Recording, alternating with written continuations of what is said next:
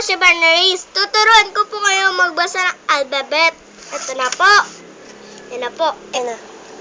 A, B, C, D, E, F, G, H, I, J, K, L, M, N, O, P, Q, R, S, T, U, V, W, X, Y, and Z.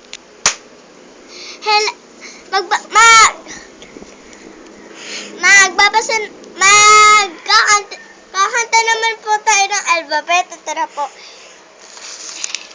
A, B, C, D, E, F, G, H, I, J, K, L, M, N, O, P, Q, R, S, T, U, V, W, X, Y, and Z. No, I, A, B, C. Let's start with